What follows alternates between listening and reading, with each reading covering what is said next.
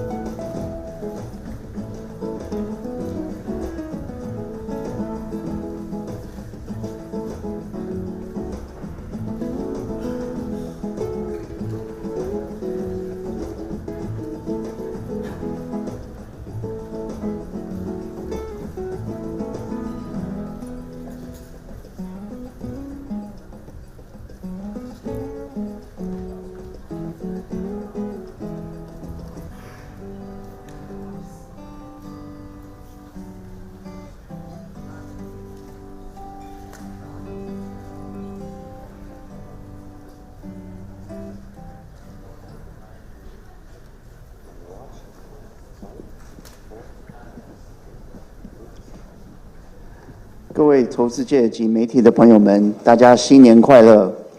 我是台积电法人关系处的苏志凯，欢迎您今天来参加我们2019年第4季的法人说明会。由于本法说会是向全球投资人同时连线转播，所以我们会全程使用英文，请您见谅。Happy New Year to everyone, and welcome to TSMC's fourth quarter 2019 earnings conference and conference call. This is Jeff Su, TSMC's Deputy Director of Investor Relations and your host for today. Today's event is webcast live through TSMC's website at www.tsmc.com. If you are joining us through the conference call, your dial-in lines are in listen-only mode. As this conference is being viewed by investors around the world, we will conduct this event in English only. The format for today's event will be as follows. First, TSMC's Vice President and CFO, Mr. Wendell Huang, will summarize our operations in the fourth quarter of 2019 and the full year of 2019, followed by our guidance for the first quarter of 2020. Afterwards, Mr. Huang and TSMC's CEO, Dr. C.C. Wei, will jointly provide the company's key messages. Then, TSMC's Chairman, Dr. Mark Liu, will host the Q&A session where all three executives will entertain your questions. For those participants on the call, if you do not yet have a copy of the press release, you may download it from TSMC's website at www.tsmc.com. Please also download the summary slides in relation to today's earnings conference presentation. As usual, I would like to remind everybody that today's discussions may contain forward-looking statements that are subject to significant risks and uncertainties, which could cause actual results to differ materially from those contained in the forward-looking statements. So please refer to the safe harbor notice that appears on our press release. And now, I would like to turn the microphone over to TSMC's CFO, Mr. Wendell Huang, for the summary of operations and the current quarter guidance. Thank you, Jeff. Happy New Year, everyone. Thank you for joining us today. My presentation will start with financial highlights for the fourth quarter and a recap of full year 2019. After that, I will provide the guidance for the first quarter of 2020. Fourth quarter revenue increased 8.3% sequentially to 317 billion NT, driven by high-end smartphones, initial 5G deployment, and HPC-related applications using TSMC's industry-leading 7nm technology. Gross margin increased 2.6 percentage points sequentially to 50.2%, thanks to a higher level of capacity utilization and continuous cost improvement, partially offset by an unfavorable foreign exchange rate. Total operating expenses increased by 3.6 billion NT dollars, reflecting higher development activities for 5nm and 3nm, as well as opening expenses in preparation for 5nm ramp. Operating margin increased by 2.4 percentage points sequentially to 39.2%.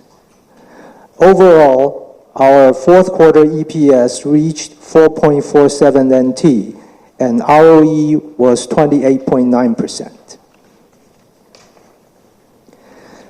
Now let's take a look at revenue by technology. 7nm process technology continued to ramp strongly and accounted for 35% of wafer revenue in the fourth quarter. 10nm was 1%, and 16nm was 20%. Advanced technologies, defined as 16nm and below, accounted for 56% of wafer revenue, up from 51% in the third quarter. On a full-year basis, 7nm contribution increased from 9% in 2018 to 27% of wafer revenue in 2019. 10nm was 3% and 16nm was 20%. Advanced technologies accounted for 50% of total wafer revenue, up from 41% in 2018. Now let's take a look at revenue contribution by platform. Our fourth quarter revenue growth was driven mainly by smartphone and HPC. Smartphone increased 16% quarter over quarter to account for 53% of our fourth quarter revenue. HPC increased 6% to account for 29%. IoT decreased 4% to account for 8%. Automotive remained flat and accounted for 4%. On a full-year basis, smartphone and IoT led the growth with 12% and 33% respectively, while HPC, automotive, and DCE decreased 8%, 7%, and 8% respectively. If we exclude cryptocurrency from both years, HPC would have grown mid-single digit in 2019. Overall, smartphone accounted for 49% of our 2019 revenue, HPC 30%, and IoT 8%. Moving on to the balance sheet, we ended the fourth quarter with cash and marketable securities of 583 billion NT, flat versus the prior quarter. On the liability side, current liabilities increased by 96 billion NT as we increased 33 billion in short-term borrowing, mainly for hedging purpose, 51 billion in payables to suppliers, and 13 billion in dividends payable. On financial ratios, accounts receivable turnover days remained at 41 days. Days of inventory decreased 10 days to 55 days due to higher wafer shipments during the quarter. Now let me make a few comments on cash flow and CAPEX. During the fourth quarter, we generated about 203 billion NT in cash from operations, spent 170 billion in CAPEX, and distributed 52 billion for first quarter 19 cash dividend. We also increased 36 billion in short-term loans for hedging purpose.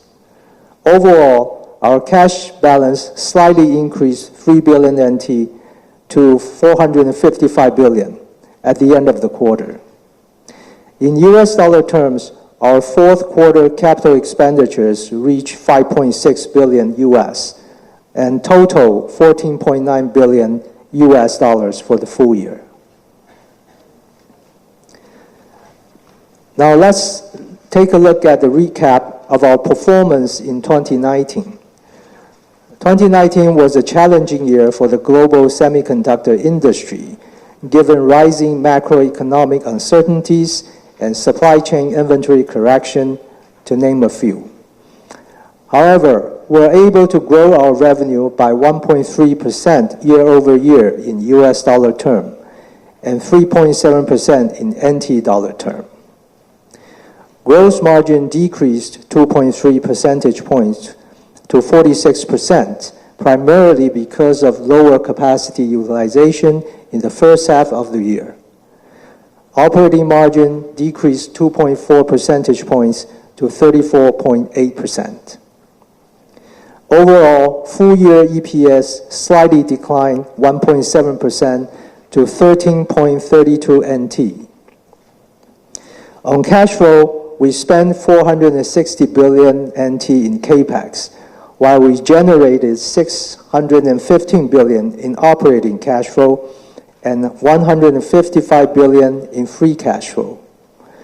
We also paid 259 billion NT in cash dividends, an increase of 25% from the previous year. I have finished my financial summary. Now let's turn to first quarter guidance.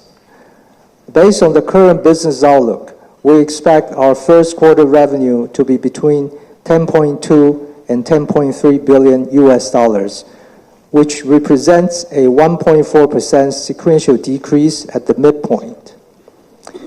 Based on the exchange rate assumption of 1 US dollar to 29.9 NT dollar, gross margin is expected to be between 48.5% and 50.5%. Operating margin between 37.5% and 39.5%. Now I would like to make one more comment on tax rate. In the past, we needed to accrue tax on undistributed earnings, which triggered a much higher tax rate in the second quarter. Now, due to the tax regulation changes, we can offset the tax with our capital investments and no longer need to incur the tax expense on undistributed earnings. Meanwhile, we're still subjected to the alternative minimum tax. As a result, we will still have a full-year tax rate approximately 12%, and this will be equally applied to all 4 quarters of the year. This concludes my financial presentation. Let me follow by making a few comments about near-term demand and inventory and 2020 capital budget.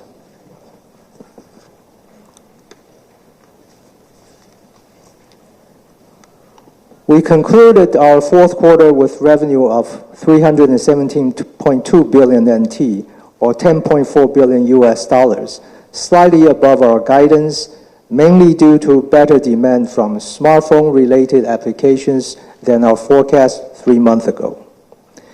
Concluding 2019, the semiconductor industry, excluding memory, declined 3%, while foundry was flat. TSMC's revenue grew 1.3% year over year in US dollar terms, outpacing both the semiconductor ex-memory and foundry industry growth. On the inventory front, our fabless customers' overall inventory continued to be digested throughout the fourth quarter. We now expect it to reduce to the seasonal level exiting 2019, setting up a healthier inventory base entering 2020. Moving into first quarter 2020, despite mobile product seasonality, Our business is expected to be better than the seasonality in recent years, supported by continued ramp of 5G smartphones. Now I will talk about our capital budget in 2019 and 2020. We expect the ramp of 5G-related and HPC applications to drive strong demand for our advanced technologies in the next several years. In order to meet this increased demand and support of customers' capacity needs, we raised our 2019 CAPEX guidance by $4 billion to $14 to $15 billion, and we ended up spending $14.9 billion. Our 2020 capital budget is expected to be between 15 and 16 billion US dollars. Out of the 15 to 16 billion CAPEX for 2020, about 80% of the capital budget will be allocated for advanced process technologies, including 3, 5, and 7 nanometers. About 10% will be spent for advanced packaging and mask making, and about 10% for specialty technologies. With this level of capital spending in 2020, we reiterate that TSMC remains committed to a sustainable cash dividends on both an annual and quarterly basis. Now let me turn the microphone to CC. Thank you, Wendell. Good afternoon, ladies and gentlemen. Let me start with our 2020 full-year outlook. For the full year of 2020, we forecast the overall semiconductor market growth, excluding memory, to be 8%, while foundry industry growth is forecast to be about 17%. For TSMC, we are confident we can outperform the foundry revenue growth by several percentage points in US dollar terms. Our 2020 business will be supported by strong demand for our industry-leading 7 nanometer and 5 nanometer technologies, where we see strong interest from all 4 growth platforms, which are mobile, HPC, IoT, and automotive. Now let me talk about 5G and the HPC as the major long-term growth driver for TSMC. We continue to see strong deployment of 5G networks and smartphones in several major markets around the world. We reiterate mid-teens penetration rate for 5G smartphones of the total smartphone market in 2020. We also forecast a faster penetration of 5G smartphone as compared to 4G over the next several years, where silicon content of 5G smartphone will be substantially higher than that of a 4G smartphone. In addition, the significant performance, bandwidth, and latency improvement of 5G network will drive AI application and unlock new usage cases such as real-time response and control across many different types of connected end devices. We believe 5G is a multi-year mega trend that will enable a world where digital computation is increasingly ubiquitous, which will fuel the growth of all 4 of our growth platforms in the next several years.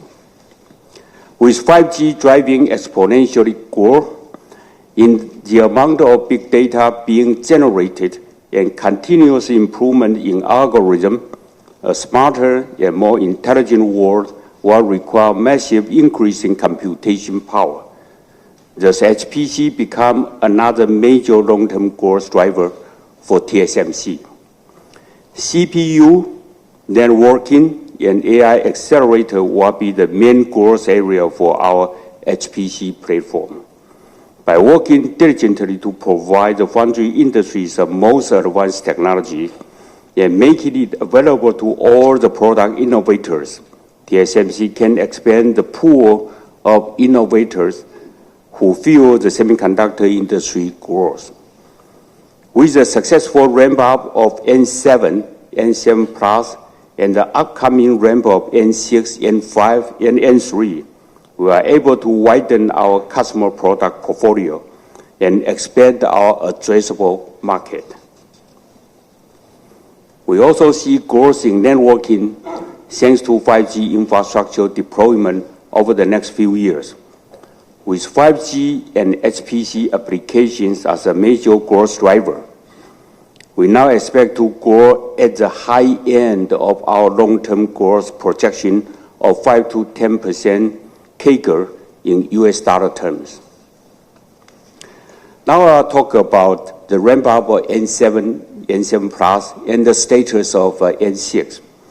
As N7 enters its third year of ramp, we continue to see very strong demand across a wide spectrum of products for mobile, HPC, IoT, and automotive applications.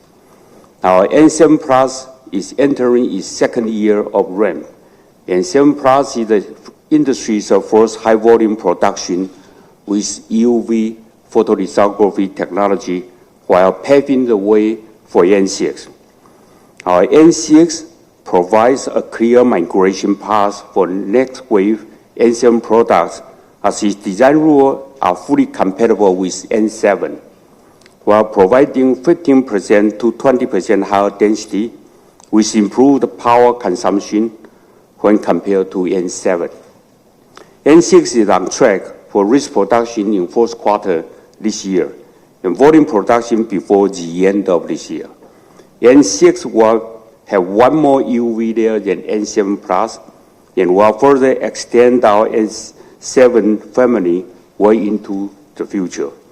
We expect our 7nm family to continue to grow in its third year and contribute more than 30% of our wafer revenue in 2020. Now allow me to talk about our N5 volume production. Our N5 technology is a full node straight from our N7 with 80% logic density. With 80% logic density gain and about 20% speed gain compared with 7nm. N5 will adopt EUV extensively and is well on track for volume production in first half this year and with good year. We expect a very fast and smooth ramp of N5 in the second half of this year, driven by both mobile and HPC applications. We expect 5nm to contribute about 10% of our wafer revenue in 2020. N5 will be the foundry industry's most advanced solution with the best PPA. We will offer continuous enhancement to further improve the performance, power, and density of our 5nm technology solution into the future as well. Thus, we are confident that 5nm will be another large and long-lasting node for TSMC.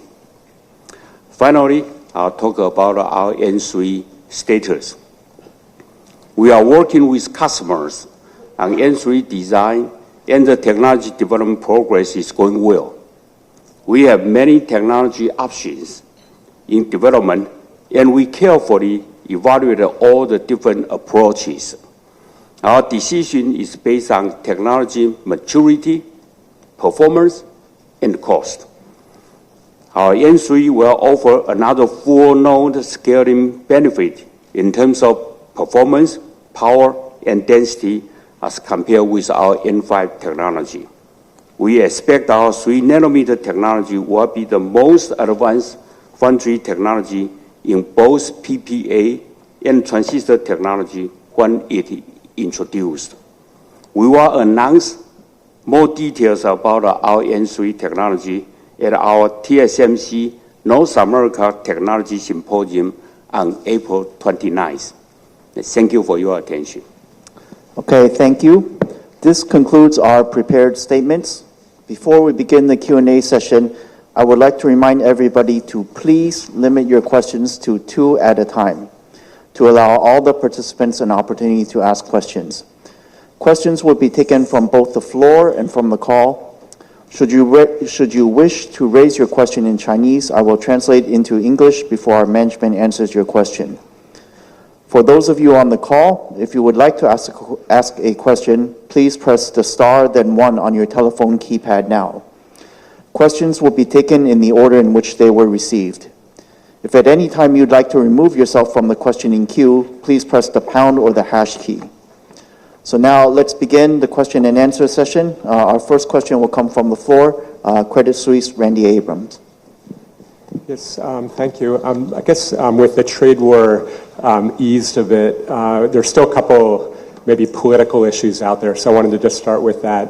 The first one, if you could give some color on TSMC's U.S. content and just if maybe the calculation, there's talk about the content threshold lowered to 10%, and if there's some talk the equipment may be excluded from that calculation.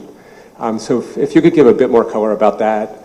And then second, with more of the geopolitical concerns about some of the military technology, you've talked in the past about not needing to or having more scale with the fabs in Taiwan, but if any new considerations on the fab location.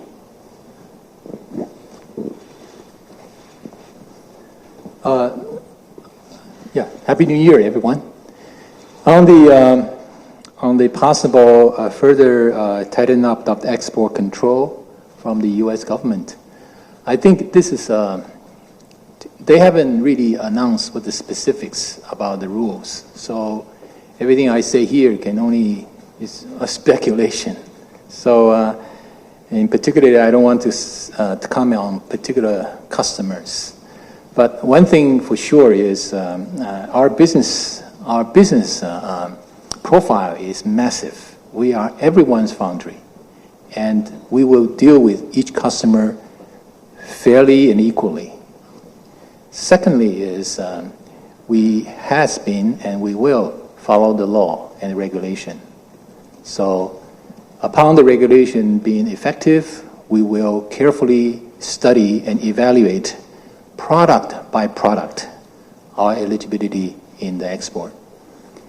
And we really have a very sophisticated export control system. As you might know, every product is calculated automatically. Every product is different in terms of their content. So it's really difficult to describe to you generally what is the content percentage is. But I can just tell you that whatever you read on newspaper is not true, okay? So we are prepared to deal with this new export control regulation. Yeah, no, thanks for clarifying, especially that it's not a node by node, which some of the press was speculating. The second question, I just wanted to ask on the higher CapEx, where it came in the high end of guidance and a higher range of CapEx for 2020. If you could talk maybe the areas where the incremental increase, both just from an investment where that new spend is coming, and maybe what changed on the demand side versus a few months ago to lift the budget. And then the second part, because of this higher base, how you're looking at kind of the base over the following year, because now we have a 2-year higher elevated spend, if say some moderation from there. Yes, we did increase substantial amount on the CapEx.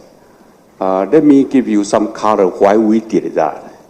Okay, we expect the mobile phone and HPC, these two segments probably grows above 20% this year.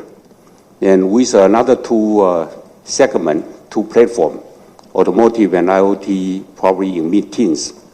So put all together, we have to increase the capacity.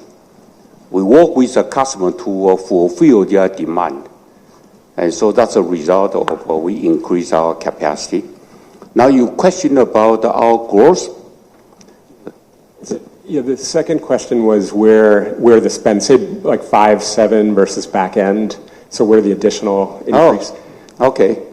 A little bit on 7 that we announced it last year. And then most of them is in 5 and then prepare for 3. And 10% in the back end 80% in the leading edge technology, like 7, 5, 3, all together.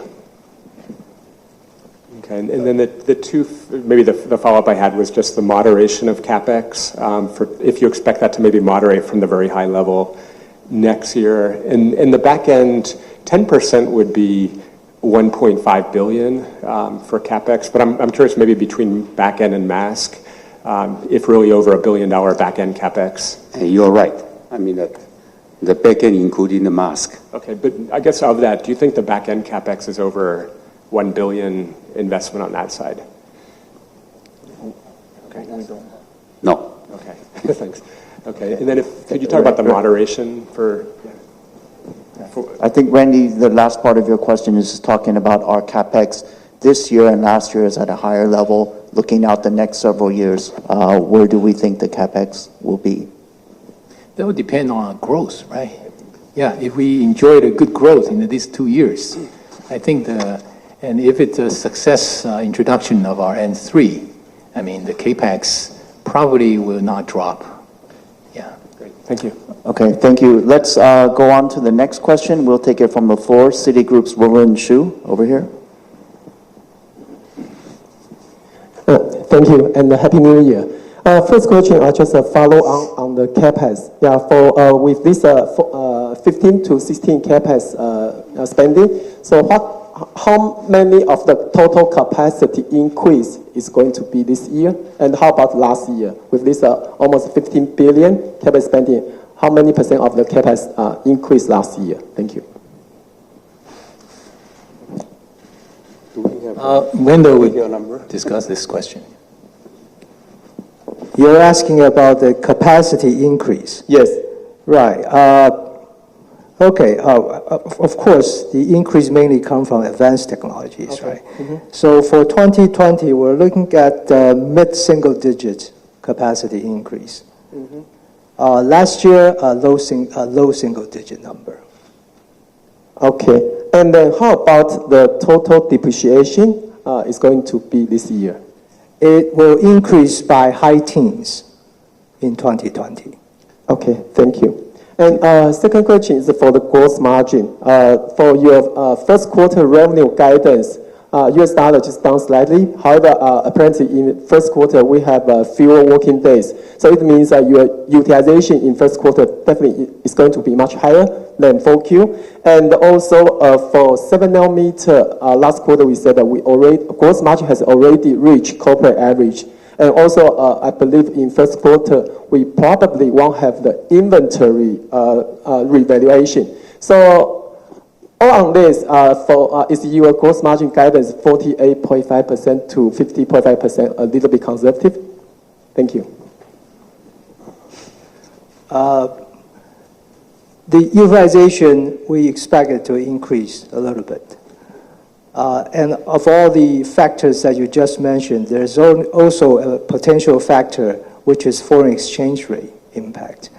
There are 6 factors affecting our profitability: the development and ramp of our advanced technology, pricing, cost, utilization, technology mix, and foreign exchange rate. So when you put all these together, that is how we came up with the guidance. Okay. Okay, thank you. Thank you, Roland. All right, next question will come from Goldman Sachs, Bruce Liu. Happy New Year. I tried to get more, granularity color for the 5G penetration rate. Management just mentioned that's about meetings in 2020.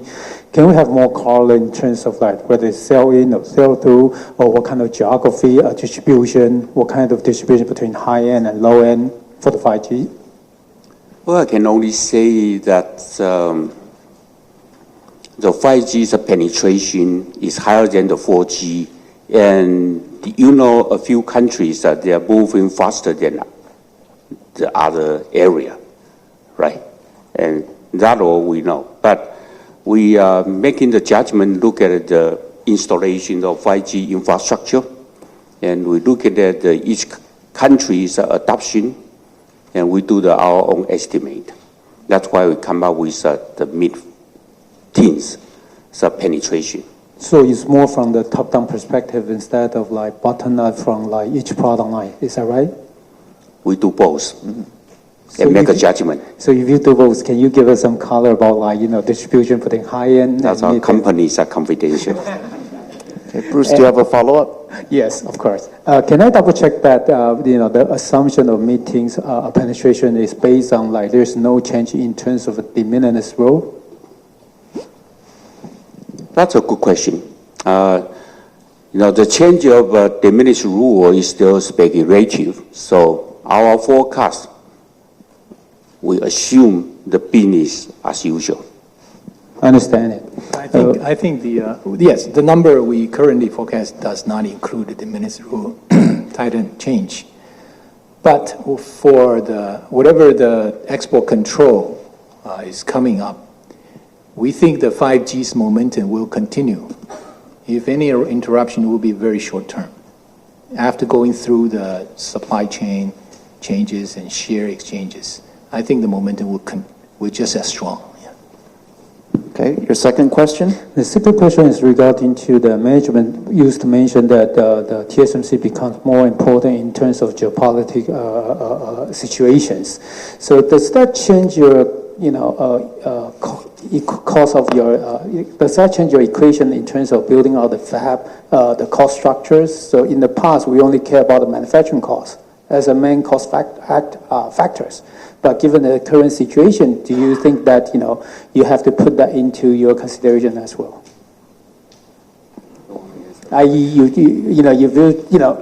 Management keep on saying that building a factory outside of Taiwan is a lot more expensive than doing that in Taiwan.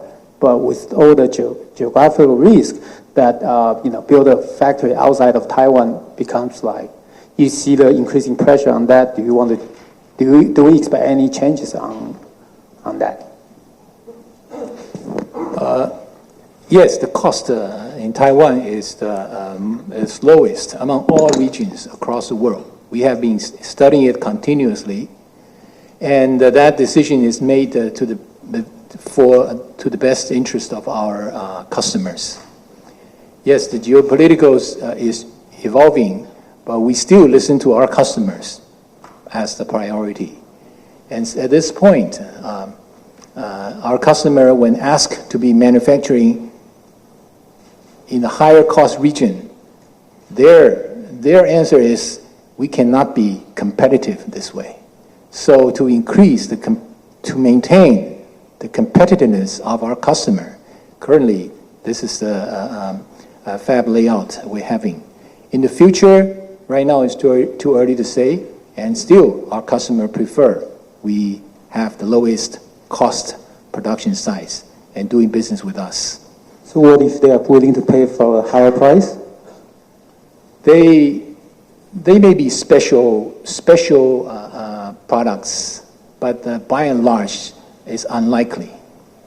Understand. Thank you. Thank you. All right, we have, let's move to the line. We have quite a few callers on the line. So operator, can we take the next call from the line, please?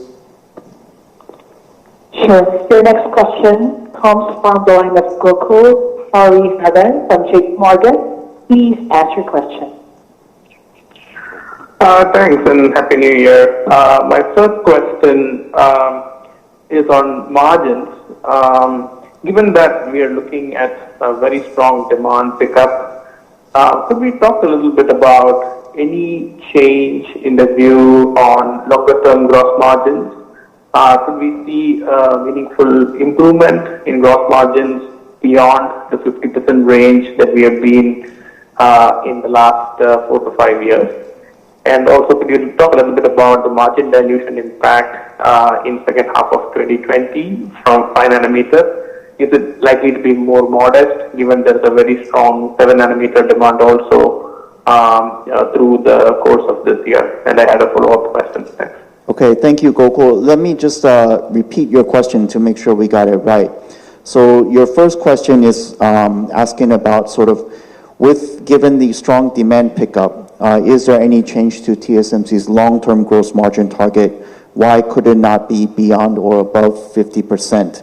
And then your follow-up or, addition to that is looking at this year, could the margin dilution from our 5 nanometer ramp in 7.5 be more modest given the continued strong demand of our 7 nanometer?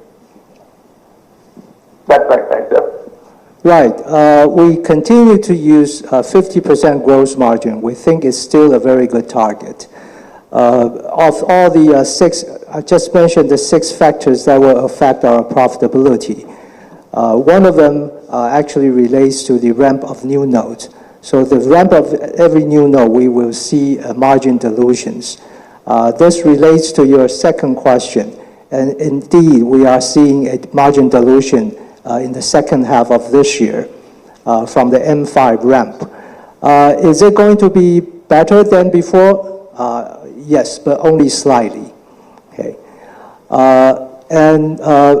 The other factors that I just mentioned include the foreign exchange rate, which is really uncertain for anybody to guess. So at this moment, we believe the 50% gross margin is still a good target for us. Okay. Gokul, do you have a second question?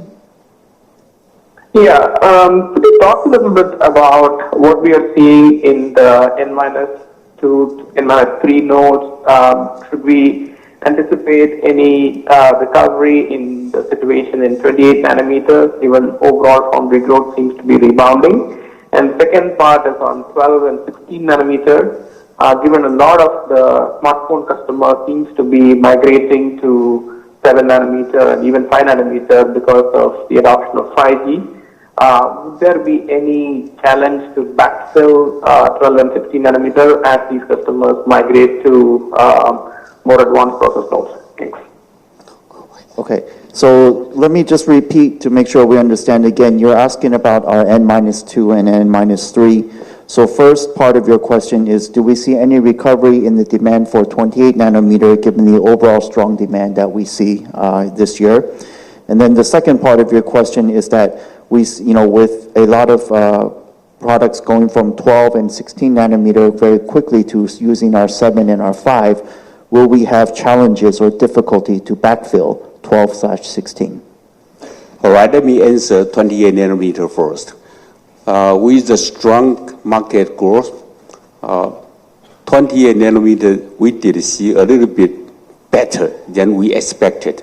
However, we have reiterated saying that 28 nanometers capacity has been overbuilt in this industry. So the utilization is still below our average in 28 nanometer. We expect it will be improved in next 1 to 2 years when we develop a new specialty technology for all our customers to utilize it. And we start to see the sign because of from new tape outs, so we can be sure that 1 to 2 years later that the utilization rate will go back to companies' average. And also 12 and 16? 12 and 16, we did not see that. Today is still very strong demand, and they continue to be a very high utilization rate.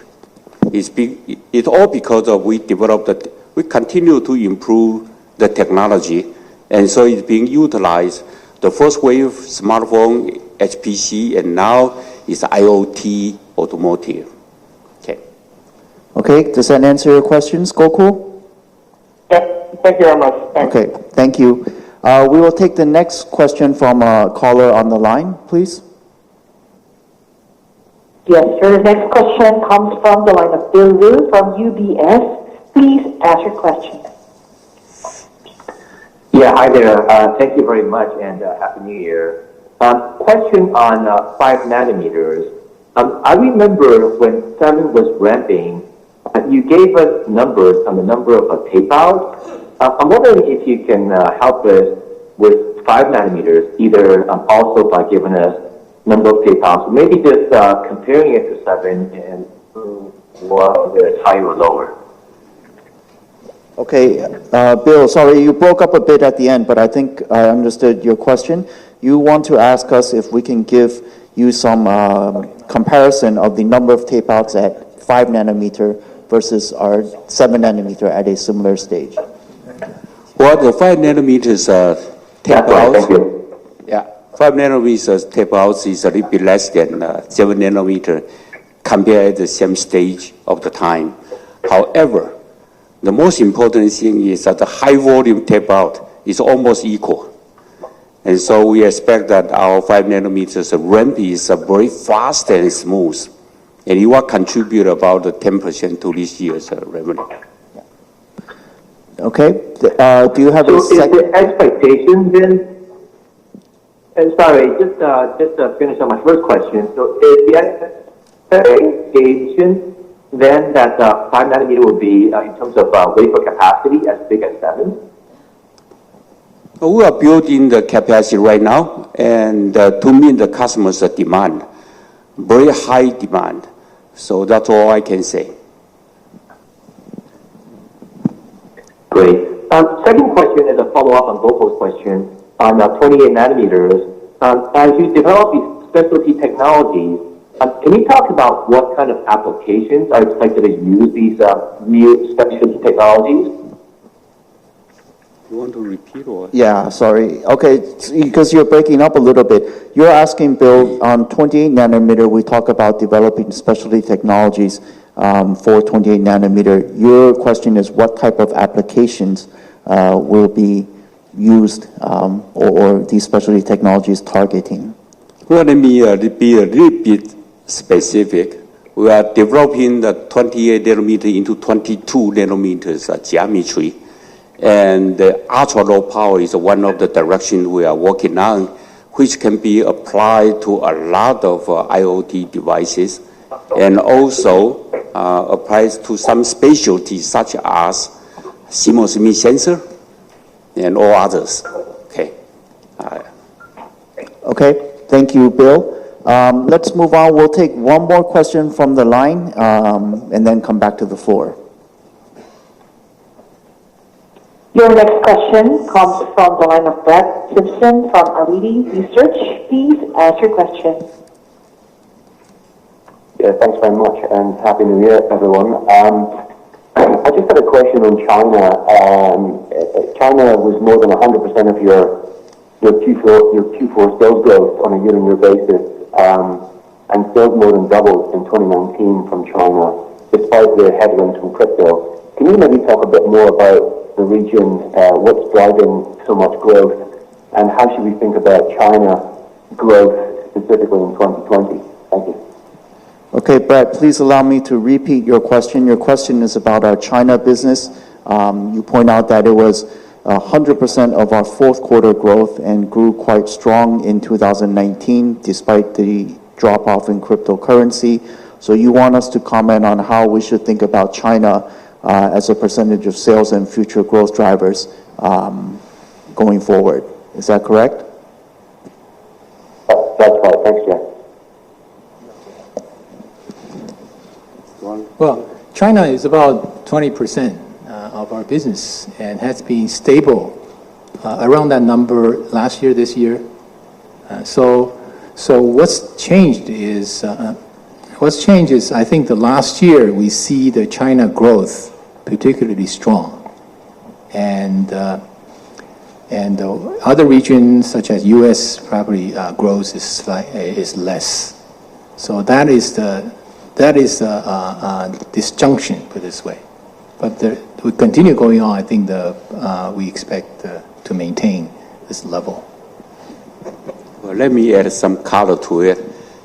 The same thing. The China's major business with TSMC is also still 5G and the AI. The same thing. 2 years ago, probably we have some kind of big increase in the cryptocurrency, but right now it's become normal situation. Okay, Brett, do you have a second question? And just to follow up on that question, looking at 2020, can you really just sort of help us with the drivers for growth from China? Do you think it will be mainly 5G smartphone related? Is there going to be quite a meaningful contribution from other markets like HPC? Any more color would be very helpful. All right, it will be 5G related. Both are smartphone that will be increased, and also the networking that's in the HPC area. That's two major areas that China's business that will be increased in 2020. Okay. Brett, do you have a second question?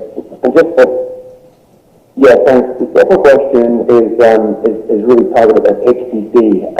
Can you maybe talk about how much of your 7 nanometer capacity is running HPC at present? I think you were planning to ramp that in the second half of 19, but any more color on the portion of 7 nanometer running HPC would be helpful. And how does this scale as we look at 2020, the use of 7 nanometer for HPC?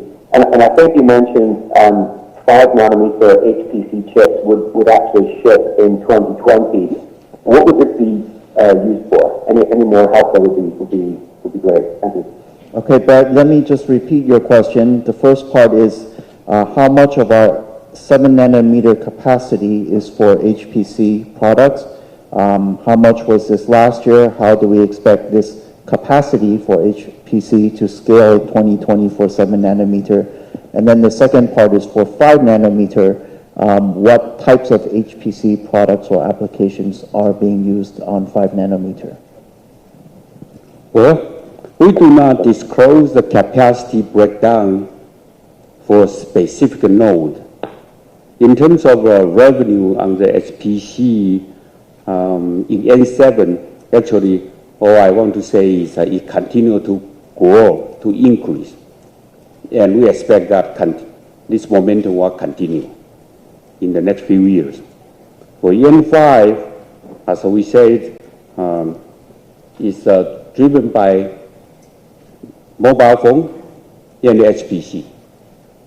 Still, the two biggest increase in this year. Okay, thank you. Let's come back to the floor open the floor for questions. Next question will come from Morgan Stanley's Charlie Chan. Thanks. Happy New Year.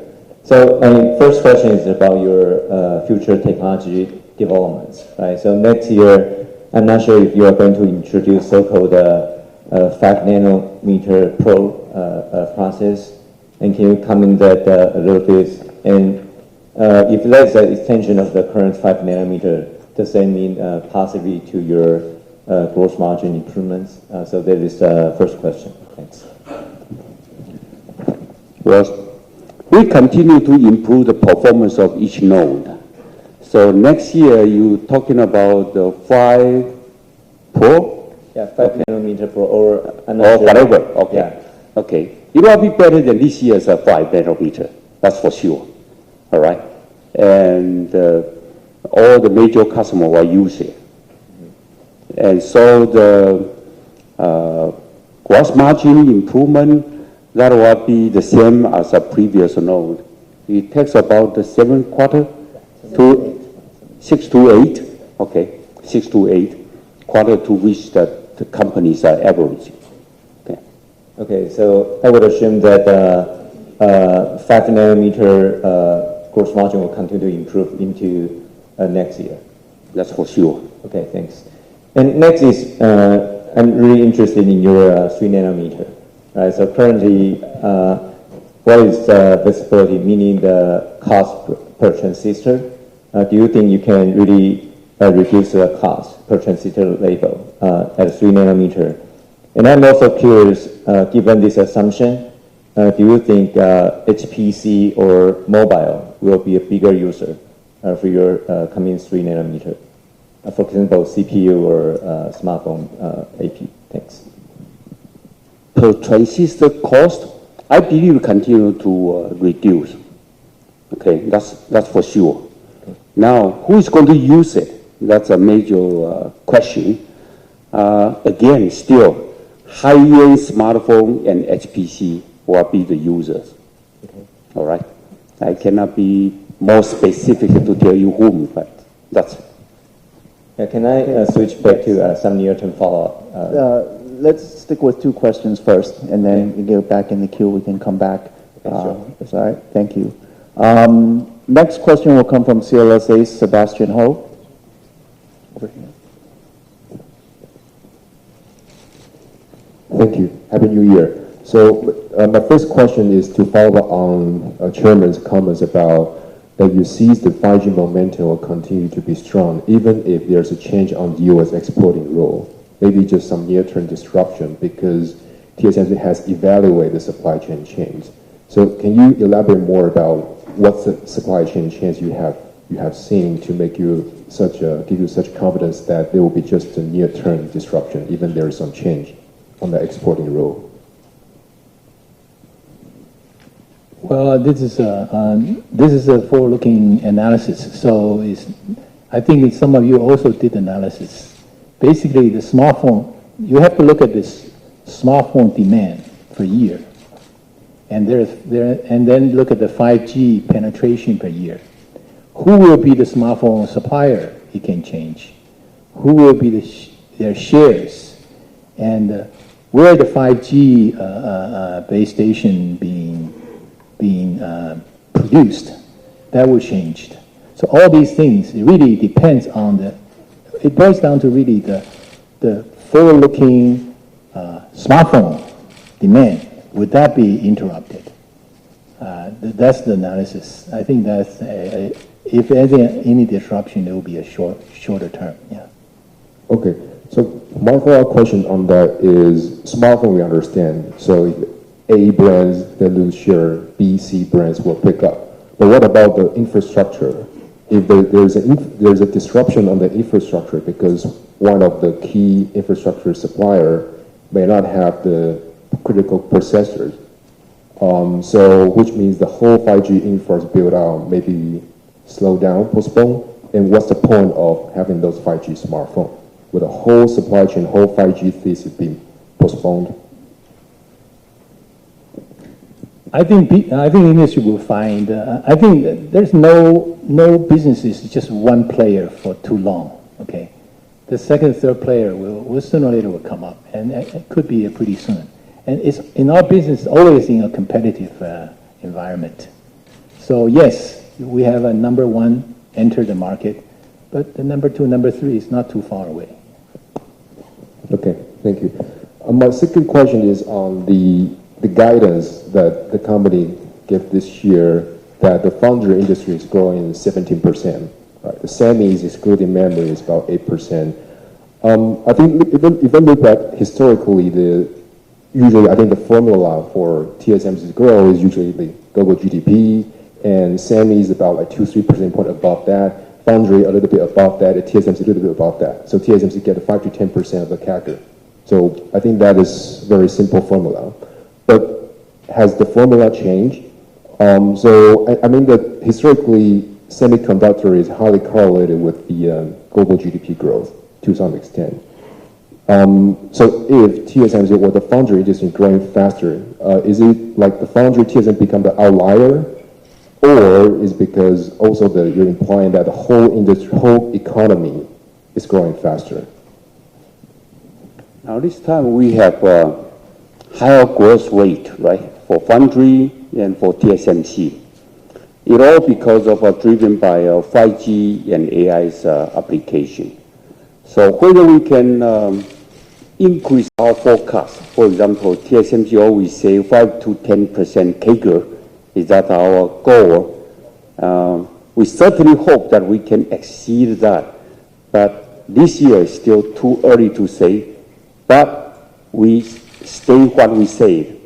The foundry industry will be 17%, and TSMC will be better than that. Sebastian, let me add to this. This year, the formula does change a bit. We put it in the Korean captive, Korean player foundry captive into the foundry. Okay, which is they do that and constantly. So this time we put the Korean players captive into the foundry business.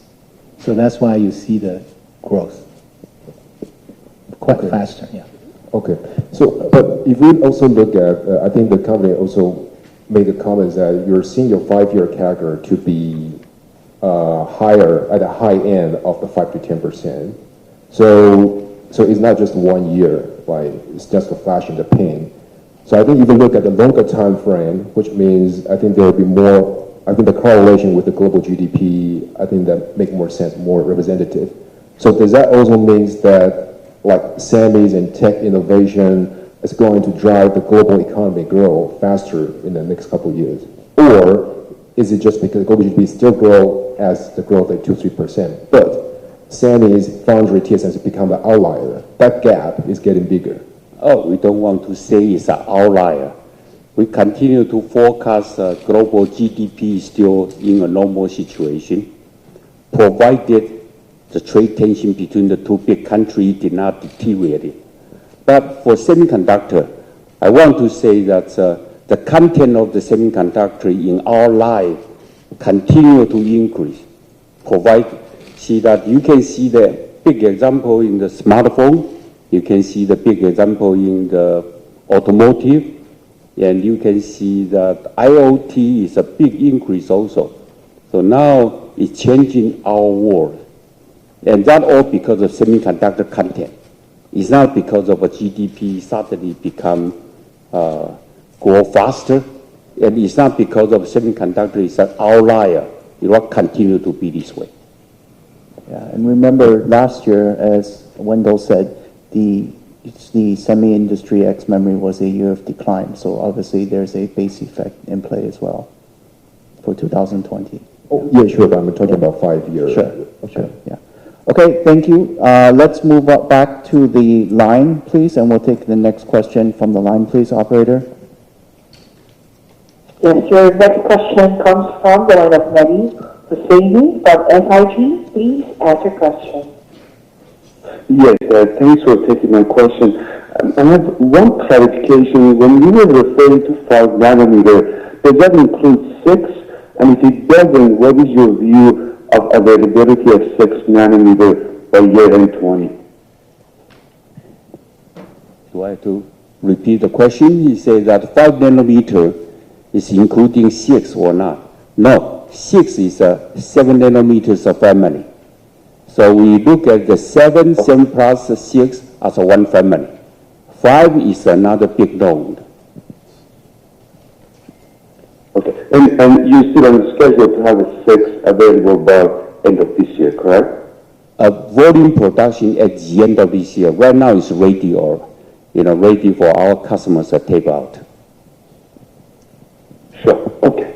And then in terms of just we're talking about the growth more than 20%. At the same time, one of the leading microprocessor manufacturer based in North America has talked about increased outsourcing. And I just want to get your view, when you look into the longer term, would there be a structural change in semiconductor manufacturing where TSMC would actually be able to grab a higher market share because there would be more outsourcing specifically from a key company based in North America? All right, let me repeat your question, Mehdi. I think you're asking us to comment on the potential for an increased outsourcing from a major microprocessor or CPU vendor. Long term, could this be a structural change and the potential for longer term outsourcing? Yes. We certainly welcome that outsourcing continue to grow. And for TSMC, all I can say is we develop the technology to meet our customers' requirement. And we are confident that we are the best technology leader, and we have excellent manufacturing. And of course, as a result, we expect that we gain some market share out of it. But that is for the future for TSMC's growth. And I cannot be more specific than that. Okay, thank you. Let's move on. We have a follow-up question from the line from JP Morgan's Gokul Hariharan.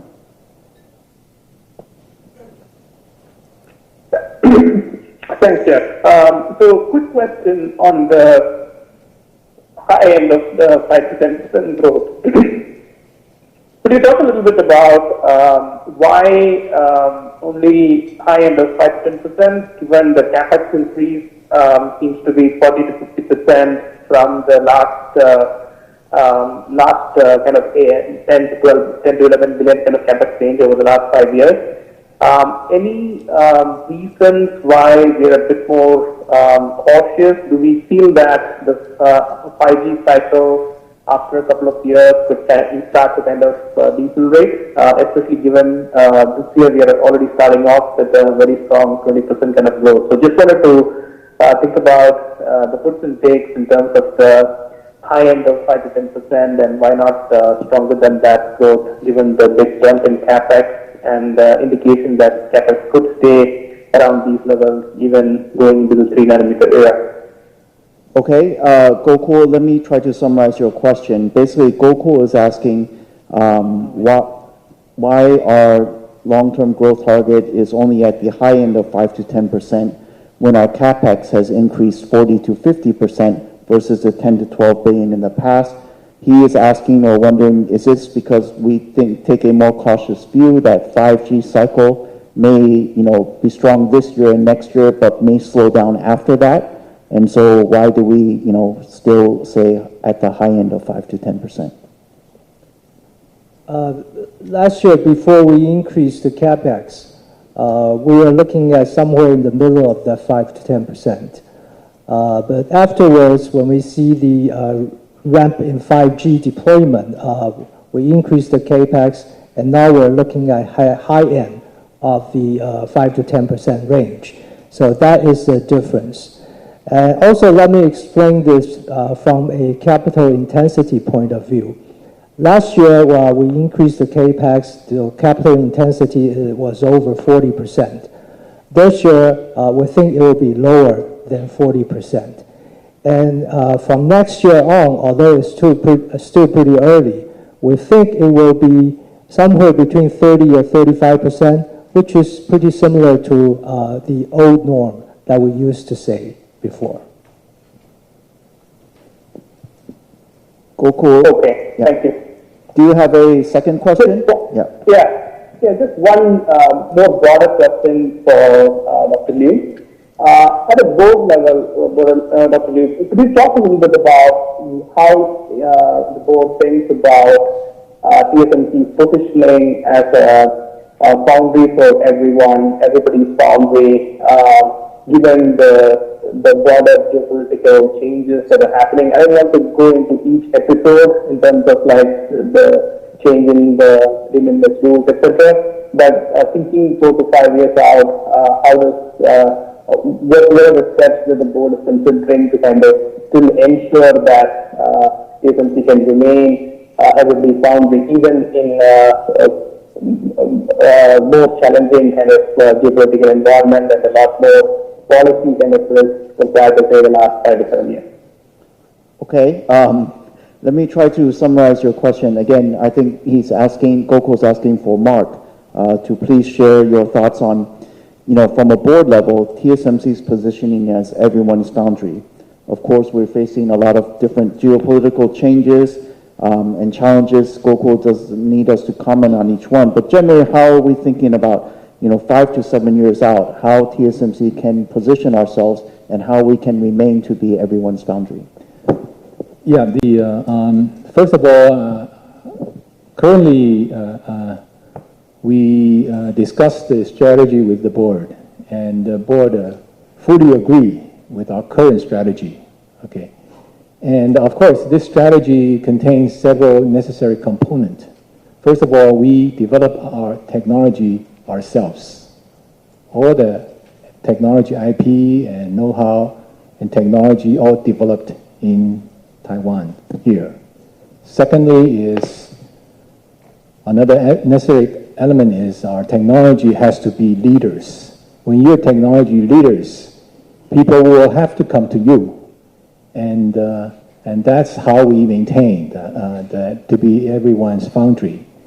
There are exceptions, of course, because of their domestic trade policy that I cannot overcome. But basically, that so far this strategy should be able to play on. Okay, does that answer your question, Gokul? Yes, thank you very much. All right, thank you. Let's come back to the floor and see if there's any follow-up questions from anyone. Morgan Stanley, Charlie? Thanks for taking my follow-up. So first of all, for first quarter, you mentioned that utilization rates are higher, but in terms of U.S. dollars revenue, go down slightly. So what is the ASP or product mix change here? Thanks. So Charlie is asking that we said first quarter the utilization rate will slightly increase, but our U.S. Our guidance shows a slight decrease in the in the revenue in terms of U.S. dollars. So why is that? Does that imply an ASP change? Last year, fourth quarter or even third quarter last year, part of the wafer revenue come from wafers prepared in the first half of 2019 when the utilization was pretty low. And we're pretty much digesting all of those already. Okay, thanks. So it looks like the year is all good, right? But do you see any kind of any next data points, for example, any segment or any customers cutting forecast or orders recently? Can you comment on that? No, we did not see that. Okay. And lastly, it's a little bit subtle, right? CapEx. I think 3 months ago, I think the guidance for this year CapEx is 14 to 15 billion US dollars. But now it's like a slight 1 billion US dollars higher. So what is that additional CapEx for? Is it mainly for 7 nanometer or 5 nanometer? Well, other than the advanced technology, we also, as mentioned earlier, we also increased the CAPEX this year for specialty technology, as well as advanced packaging. So those are the areas that we are focusing on. Okay. And lastly, if I may, I guess market share question. We appreciate that the company provide your assumption for industry growth. Right, so I guess first of all, we want to clarify when you add Korea captive foundry in the comparison, is that the apple-to-apple comparison? Meaning, do you include that into last year's revenue base? I think we did, right? Yes, we did. Okay, so include an apple-to-apple comparison is Yes. up 17%. Up 17%. Okay, and that relates to China competitors' market share. I think lots of news. I think that probably needs to correct it. I don't think we include the foundry growth in last year, the Samsung captive supply. So the growth is 17% is particularly high. Okay, so what is a kind of apple-to-apple comparison? I think 6 points. So it will be 11%, if the apple-to-apple comparison. Okay, thanks. So based on that, kind of 11% industry growth, right? I think lots of investors are asking whether you are sort of losing market share in China, because China want to push the localization, right? So some chairs talking about SMIC can take more orders from you guys as 40 nanometer. Can you also comment a little bit on this front? Usually we don't specifically answer this kind of very sensitive questions specific on one competitor. But let me tell you that what the newspaper said is not true. All right. Okay, clear. Thanks. Thank you. Yeah. Charlie, also let me just clarify. Last time we did not say that 14 to 15 for 2020 CapEx. We said it would probably stay at a similar level as 2019, but we did not specifically say that dollar range. All right, just to clarify. All right, let's go back to the line. Sorry, we have a follow-up from SIG Mehdi. Yes, thank you for the follow-up. I want to go back to your commentary about 5G phone, and how should I think about opportunities if I were to think about the sub-6 versus millimeter wave? And specifically, do you think that this year opportunities with mobile, you talked about a 20%, more than 20% growth. Is that all going to be subsets, or is that going to be a mix of the two technologies? You want to repeat? I think, Okay. yeah. Okay, the question is clear enough. If the 5G growth is because of sub-6 or the millimeter wave, my answer is both. Okay, that's, the 5G is a phone and the base station is for sub-6 and the millimeter wave. Do you have a second question, Mehdi? Yes. Actually, if I were to have a follow-up, do you think you would actually be building a millimeter wave phone, or for millimeter wave, it's just going to be limited to base station? Okay. Actually, the phone is much easier to build with millimeter wave plus sub-6. The base station probably will have a much higher number in sub-6 rather than millimeter wave. Okay. Okay. Thank you. All right. Let's come back to the floor. We have follow-up from Credit Suisse, Randy Abram. Yes, thank you. You talked about the good investment in the back end. Last year, I think you said $2.5 billion was the revenue run rate in 2018. If you could maybe give a view of the size of the business now and maybe what type of growth you're expecting for this year. Okay.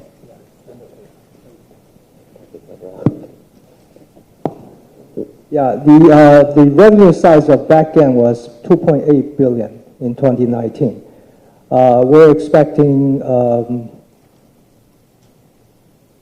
double-digit growth for this year. Okay. Mid-teens. Mid-teens, great. Yeah. Okay, and if I could ask on the two other areas that don't get as much attention, automotive and IoT. Automotive was depressed last year, but I think you're talking about a pretty big pickup to grow teens. Could you talk to the areas, like if it's just cyclical rebound, or if there's certain types of product or components coming back for the automotive where you're gaining content share? And for the automotive, for the IoT, where it was very strong growth, it's a big category, so if you could maybe center on if there's a few particular pieces within an IoT driving the momentum for that category. Well, actually, the growth this year is most come from the content increase rather than the unit increase. Because I just mentioned that it will be mid-teens, right? Mid-teens increase certainly is not the mid-teens units. You don't expect so many cars being sold, and so it's a content. The semiconductor content increase more important than the unit. And then Randy is also asking about for IoT. Are there specific areas or segments that's driving the growth in IoT? Well, wearable is very popular now everywhere. And according to our chairman, is content also increase. Okay, thank you for that. Okay. Next, we have a follow-up from Citigroup, Roland Shu. Yes, last time CEO guided, you expected the 7nm revenue will continue to grow in 2020. So do you still hold the view? Yes. So how much growth it will be this year? So last year we have 27%. Is this able to above the highest level of 28nm, around 34%? Close. Okay, thank you. And also for 7nm, do you see any competitor with the technology breakthrough and likely to impact or taking your market share in the near term?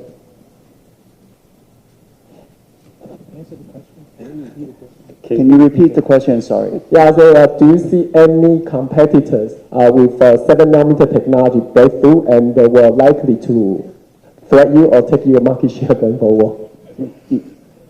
We will continue to hold a very high market share. That's all we can say. And I don't comment on my competitor.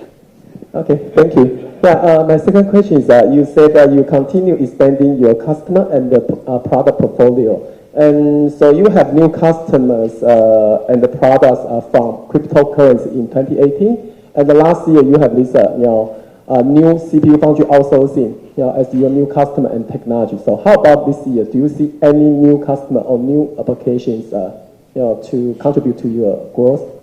Thank you. If this year's growth, counting on my customer, it will be engaged last year already. So, as I said, we continue to expand our product portfolio, and we continue to increase the number of our customers. So, I think the content increase along with 5G penetration is the major phenomena, including the leading edge as well as the mature nodes. And it's just a wide spread of customers or existing customers. Okay, we'll have a follow-up here from CLSA, Sebastian Ho. My first follow-up is, we heard that the 7 nanometer demand is very strong at TSMC, and most of the customers are on allocation mode right now. So with another step up of capex for this year, I believe some of that also devoted into 7 nanometer for this year. Do you still expect the similar tightness that your customer may experience on 7 nanometer by the end of this year? we do have very high demand from 7 nanometer, and we work very hard to meet customers' demand. Last year, we announced that we put 1.5 billion more to increase the 7 nanometers capacity, and we work hard to increase the capacity. Yes, with 5 nanometer ramp up in the second half of this year, the tightness of 7 nanometer, we hopefully can be soothed a bit for the customers. Okay. And are there any process nodes that TSMC is seeing not growing this year? 28 nanometer. But 20 is already pretty low last year, but you're still seeing that not growing? You say not growing, right? Yeah, not growing. All right. So even for 16, 12, this platform, TSMC also expect that to go up. Okay, so that's why you say that the newspaper is wrong. I don't want to be so specific. Okay, well, that's pretty clear. Thank you. All right. In the interest of time, we'll see if there's any last questions from anybody. If not, then this concludes our Q&A session. Before we conclude today's conference, please be advised that the replay of the conference will be accessible within 4 hours from now. The transcript will be available from within 24 hours from now, both of which will be available through TSMC's website at www.tsmc.com.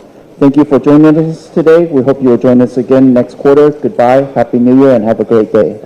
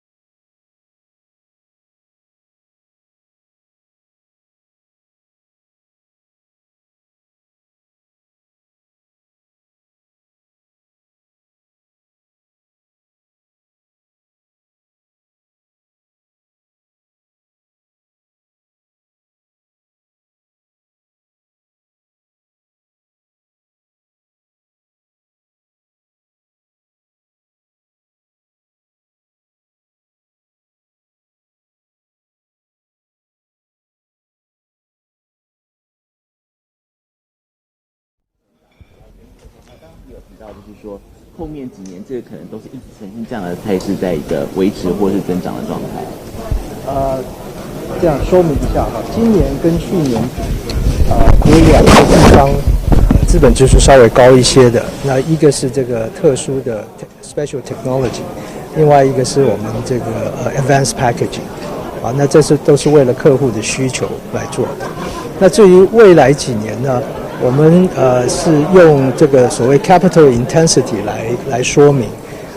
那个资本支出的金额是一件事，但是它跟我们营收比例那是比较可以反映说你这个资本支出投入以后到底回收是好还是不好。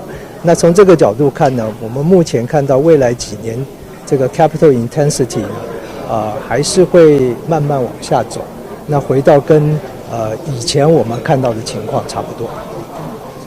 刘长，再问一下，刚刚这个很多法人在关心说前往，就像媒体在关心美国设厂的问题，所以我们可以重申一下目前的这个进度看法。是，我们就刚刚 Mark 也有讲，我们一直有在 evaluate， 那目前还是正在这个评估了。那但是这个 economic 还是最重要的事情。如果说成本有进一步这个降低的话，也是不排除这个设厂的可能性。我们就一直没有排除这种可能性在。那因为中国市场这一块，大家很担心说这个 control system 的部分会不会影响出货？这个我们现在没办法回答，因为这个是假设性的问题。那施压的这个说法是真的吗？这个我们也没有这样讲。厂长，我再确认一下，今年的这个展望，我们相较于去年，因为看起来那个美中以前的第一阶段协议，整体的氛围来说，我们是怎么看今年的部分？其实我们一开始也有讲嘛，今年半导体除了记忆体以外，我们预计会增加8%。那我们晶圆代工，我们认为会增加17%。那过去的经验来讲，台积电的成长都会比晶圆代工好几个百分点，所以对我们来讲就是这样子。那现在市场担忧说会被美方扩大对华为制裁，影响到我们近期的供货，我们有什么办法来应对？这个我们现在没办法回答，因为这是一个假设的情况，但是我们也在观察。厂长可以谈一下今年的鼓励政策吗？鼓励政策还是跟过去跟大家报告的一样，我们不会低于前一期，不管是季与季比还是年与年比，都不会低于。那长期来看的话，是慢慢缓升了。好，谢谢。谢谢。谢谢您。谢谢。厂长，我们平常因为这个有时候有一些电话要方便接电话嘛，就手机电话。我们 Nina 这个都会负责跟各位。